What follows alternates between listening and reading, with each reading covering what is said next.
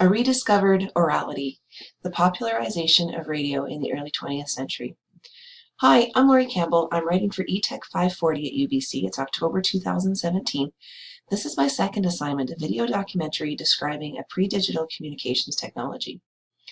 Instantaneous communication on a global scale is today pretty much taken for granted. Satellite communications and intercontinental fiber optic cables have made phone calls, tweets, emails, and TV broadcasts from every corner of the world almost annoying. It's easy to forget that just beyond the range of living memory, there was a time when the only way to communicate with another individual over a distance was by pen and paper. The late 19th century was firmly chirographic in nature. Letters from loved ones were cherished and business memos were carefully filed away as written records of thoughts from far away. The printed word was the only form of mass communication with an audience not actually gathered in a theater. The dawn of the 20th century saw the emergence of radio communication and a rediscovery of orality with huge implications for education in Western culture. In 1865, James Clerk Maxwell published a dynamical theory of the electromagnetic field, stating that the most obvious mechanical phenomenon in electrical and magnetical experiments is the mutual action by which bodies in a certain state set each other in motion while still at a sensible distance from each other. Maxwell's equations would go on to demonstrate how fluctuating electric and magnetic fields produce the spectrum of electromagnetic radiation, all the way from radio waves through to visible light and powerful gamma rays. In 1895, Guglielmo Marconi began to understand that radio waves could be used for wireless communication. By 1897, he had formed the Wireless Telegraph and Signal Company to manufacture and sell radio equipment. The marine industry was his principal market because the British Post Office had a monopoly on overland communications, and because then, as now, radio offered the only practical means of communication for ships at sea. Radio installations provided ship-to-ship and ship-to-shore communications, and radio operators were known as sparks because of the mysterious and intimidating spark transmitters they used. So I'll just show you the spark again. A little technical detail about this. This is an important part of this equipment as well, too. This is the make and break hammer contact here. It works like a doorbell, essentially. So when I turn the power on to the coil here, it creates a magnetic field which pulls this contact over this way and cuts off the power. So then that comes off back this way, turns the power on again, and it goes back and forth like that. So that pulsating magnetic field is what allows this to operate as a transformer on a DC source.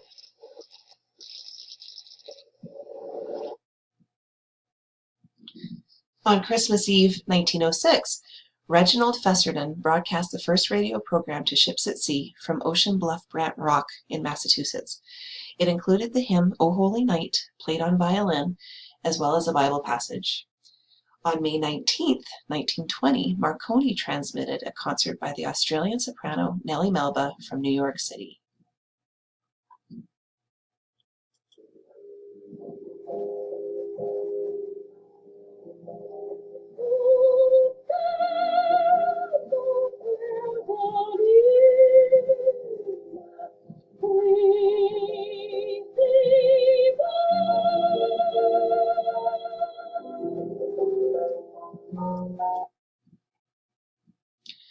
On August 27, 1920, Radio Argentina broadcast the opera Parsifal by Richard Wagner to about 20 receivers in the Buenos Aires area.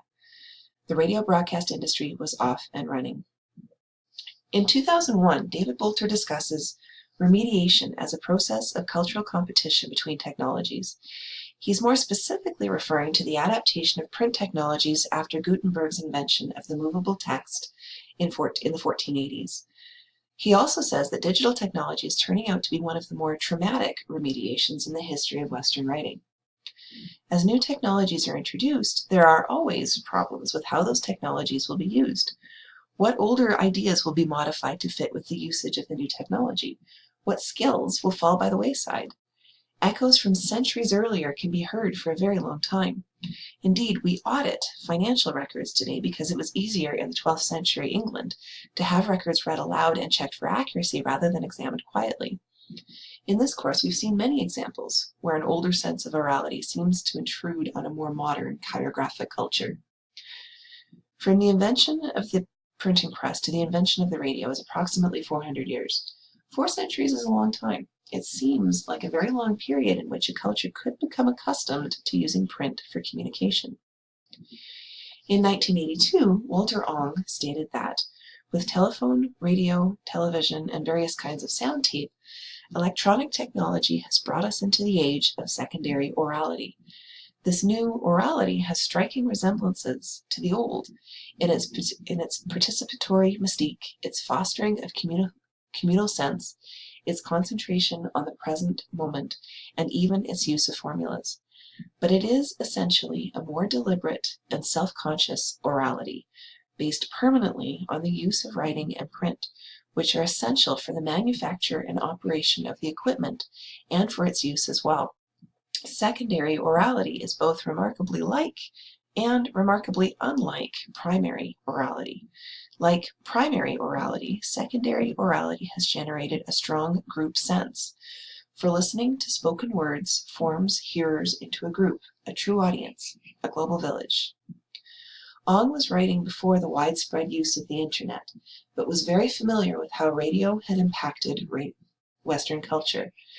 There are examples of remediation after the invention of radio that should be examined. In the early 1920s, radio broadcasts were generally produced by department stores and manufacturers trying to sell radios. Advertising and listener sponsorship were not yet a source of income. Radios were seen as offering music for free, and radio companies rushed to draw up contracts that forbid their major artists from working in the rival medium. This was unsuccessful, and radio and record sales dropped. In 1931, 2 out of 5 homes in the U.S. owned a radio, and this grew to 4 out of 5 by 1938, even in the midst of the Great Depression. American copyright law already granted copyright holders control over songs publicly performed for profit. The American Society of Composers, Authors, and Publishers, ASCAP, began collecting licensing fees from radio stations in 1923. Struggles over music copyright continue to this day and can be seen to have their roots in the advent of radio. What about education? A family gathered around a 1930s radio is a familiar cultural image, but radios never became ubiquitous in classrooms.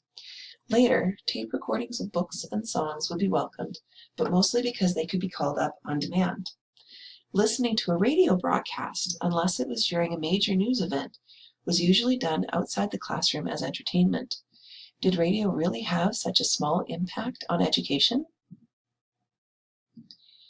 Canada did indeed have educational radio. The Canadian National Railways, CNR, used its network of transmitters initially for the entertainment of passengers and hotel guests to broadcast educational programming.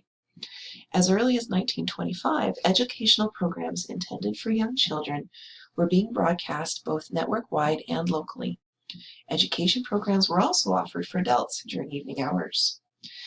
By 1926, there were broadcasts specifically for students at Point Grey School for Deaf and Blind in Vancouver. It was thought that radio broadcasts of music and storytelling would help stimulate the minds of blind students, and the amplification of volume possible with radio sets might permit the broadcasts to be heard by those students who were not completely deaf. The CNR radio network would eventually go on to become the CBC. Radio, as the primary form of mass communication prior to the advent of television, can indeed be seen as an example of Ong's secondary orality. Its implications for education continue to be felt today.